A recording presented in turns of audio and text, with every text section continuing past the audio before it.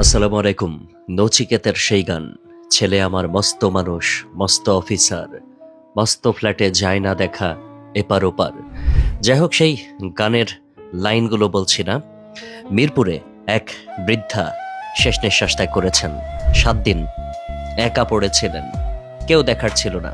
অথচ তার ছেলেরা উচ্চপদস্থ সরকারি কর্মকর্তা।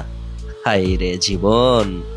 মিরপুরের সেই ফ্ল্যাটে যখন পুলিশ ঢুকলো, তখন ঘর জুড়ে শুধু পচনের গন্ধ আর নীরবতা।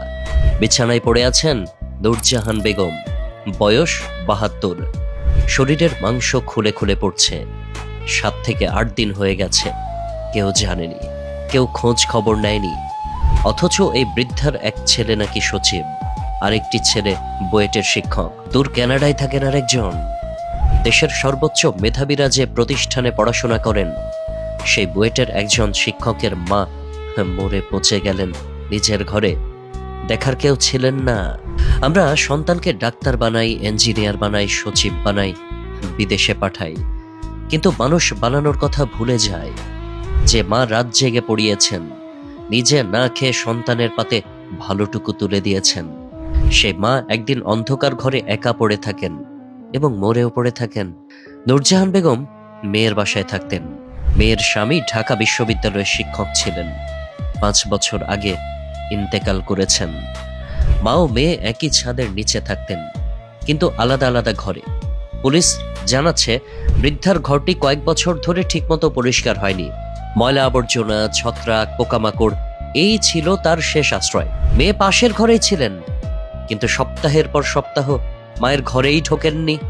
রোববার রাতে একজন নার্সকে ডেকে পাঠানো হয়েছিল। মেয়ে ভেবেছিলেন মা হয়তো অসুস্থ। নার্স ঘরে ঢুকে যা দেখলেন, তাতে তার বুক কেঁপে উঠল। বিছানায় পড়ে রয়েছেন সেই বৃদ্ধা। শরীরে আর কিচ্ছু নেই, শুধু হাড্ডি ছাড়া। নার্স বের হয়ে লোকজনকে জানালেন। 999-এ ফোন গেল, পুলিশ এলো। বৃদ্ধার মেয়েকে দেখে পুলিশের অস্বাভাবিক মনে হয়েছে। একই বাড়িতে থেকে মায়ের মৃত্যুর গন্ধটা পর্যন্ত টের না পাওয়া, এটা পুলিশকেও ভাবিয়ে তুলেছে। এই বিষয়টি তদন্ত হওয়া দরকার, মানবিক কারণেই হওয়া দরকার। আমরা কি সত্যি এতটা ব্যস্ত হয়ে পড়েছি যে মায়ের ঘরে উঁকি দেওয়ার সময় নেই? নাকি আমরা এমন একটি সমাজ গড়ে তুলছি যেখানে সাফল্যের মাপকাঠি হলো পদ, পদবি আর বিদেশের ঠিকানা? নূরজাহান বেগমের মৃত্যু আমাদের সামনে একটা আয়না ধরেছে।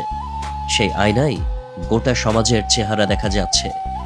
যে সমাজে মায়েরা একা থাকেন, একা অসুস্থ হন, একা মরেন এবং মরার পরও একা পড়ে থাকেন। সন্তানকে শিক্ষিত করার পাশাপাশি তাকে মানবিক করে তোলা, এটাই সবচেয়ে বড় শিক্ষা। মিরপুরের সে ফ্ল্যাটের কথাটা মনে থাকুক, নূরজাহান বেগমের কথাও মনে থাকুক। একটি সংবাদ হিসেবে নয়, একটি সতর্ক বার্তা হিসেবে। যে মা আজ বেঁচে আছেন, তার ঘরে আজই একবার যান, তার হাতটা একবার ধরুন, জিজ্ঞাসা করুন আপনার মা ভালো আছেন কিনা। এটুকু করতে সচিব হওয়া লাগে না, বুয়েটের শিক্ষক হওয়া লাগে না, শুধু মানুষ হওয়া লাগে। আজকের এই ঘটনাটা শুধু একটি পরিবারের ট্র্যাজেডি নয়, এটা একটি জাতির নীরব ভাঙনের গল্প, যেখানে সম্পর্কগুলো ধীরে ধীরে দায়িত্বের বাইরে গিয়ে শুধুই আনুষ্ঠানিকতায় পরিণত হচ্ছে।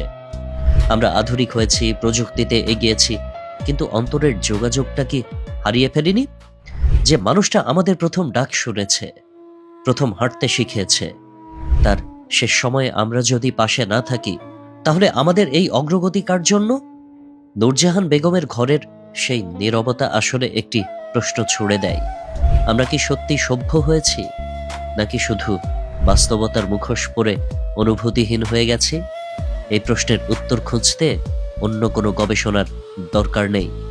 দরকার শুধু নিজের ঘরের দরজাটা খুলে একটু ভেতরে তাকানো। আল্লাহ হাফেজ।